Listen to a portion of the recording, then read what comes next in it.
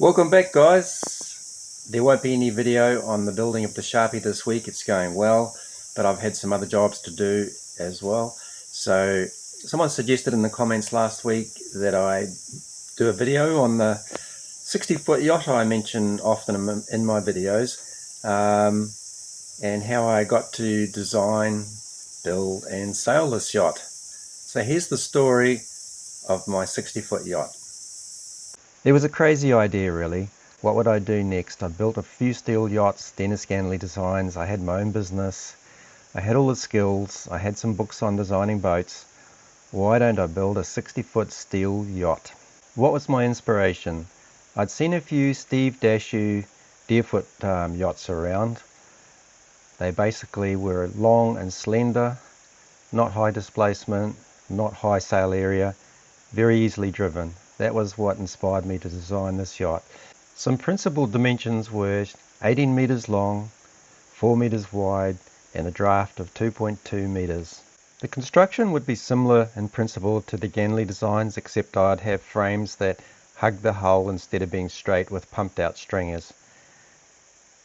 The nose cone, the bow area on the boat, was going to be different. I really didn't like the tortured steel that you had to wrap around the bow below the stem of a Ganley boat. One night I was playing around with a plastic salt shaker container and I trimmed it up so that two cylinders ran into each other, and that formed the curve of the stem underneath the bow, and it turned out to be a really good method which I used on the next boat I designed and built as well. Here's where the real work began, because I needed to get the center of mass, calculate all the weights, very close to the center of buoyancy, which determines the hull shape to some degree.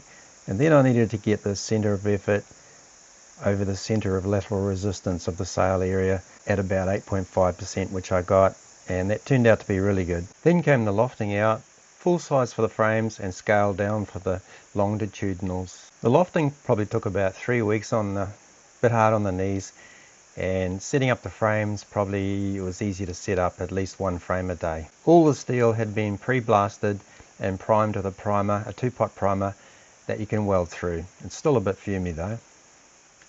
Turning over the hull went quite well, and much as previous hulls have been turned over as shown here.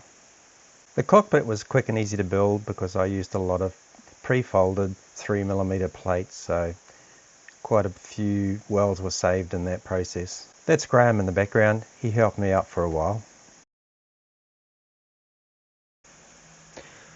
Much to the surprise of the neighbours, the boat was moved to the driveway for the fit out, and I had a little shed behind it to do all the interior woodwork. I did all the stainless steel work, including the making of the hatches and the tow rails, which were 6 times 18 meters of TIG welding. Except for some pine plywood, most of the interior was macrocarpet timber, which is kind of a cypress, and it gave the interior quite a neat smell. For as long as I owned the boat, it had a very distinctive smell.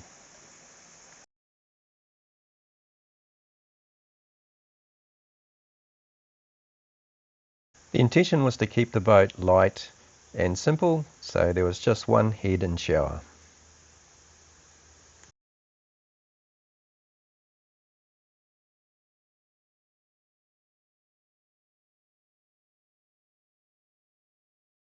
For some years I used to take youth out sailing with another adult and take them out to Great Barrier for a few days, and it was a lot of fun. There was plenty of accommodation.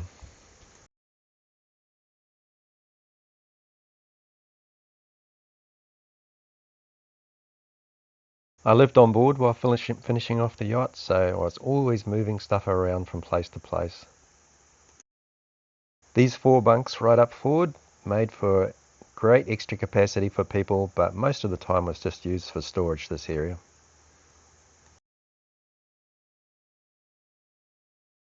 This was another great place for storing stuff while I was building the boat.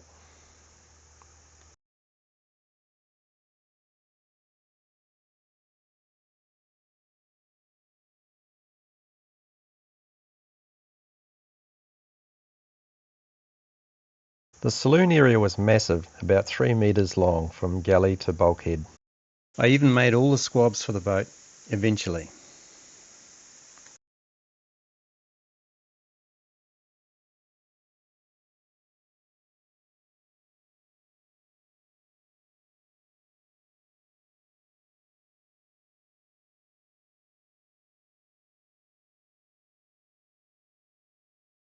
All the insulation was done with polystyrene sheet pressed in between the stringers, which worked really well.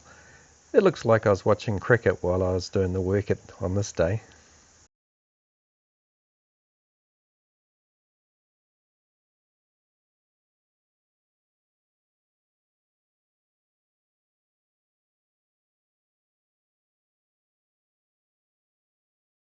The engine was a marinized 4-cylinder Ford diesel, and I bought a brand new Borg Warner V-drive for the transmission. Full power with the engine would give a bit over 9 knots. Sailing, I could easily average over 10 knots and see speeds of up to 14. This image of the cockpit actually shows the boat some time after it was launched, but I haven't got many photographs, so this just shows some of the exterior fit out. With the cutter rig set up, she was very easy to sail, and also the rig was probably only about the size of a normal 45 footer. By all accounts, she really did handle as well as a Deerfoot and cost a hell of a lot less. You're probably not surprised to hear that I made the furlers as well, and they worked pretty good actually.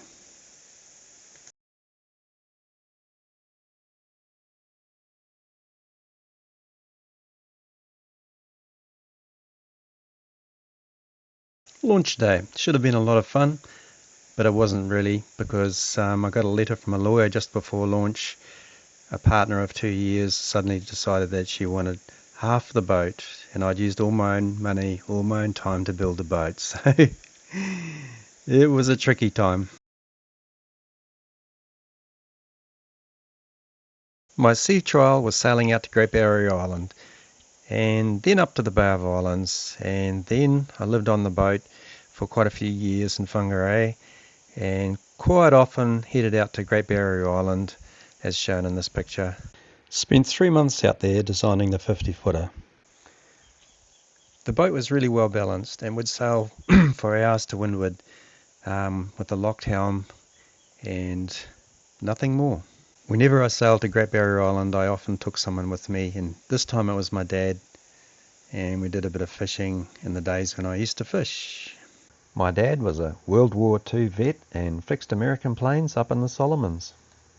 I lived on board with a cat I got off someone who had sailed from the Curacao Islands, and I had to go and rescue it from Great Barrier Island and find the guy and my cat because he didn't want to give it back after looking after it for a while.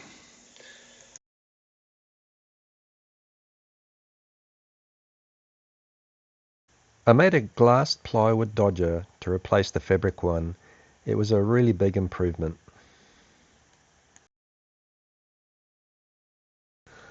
I really didn't like the free-hung rudder because it would become very unbalanced when motoring. So over a weekend I turned it into a skeg-hung rudder. It was a really big effort and it was really worth it. As well, it increased the stall angle of the rudder. The tracking was great with it.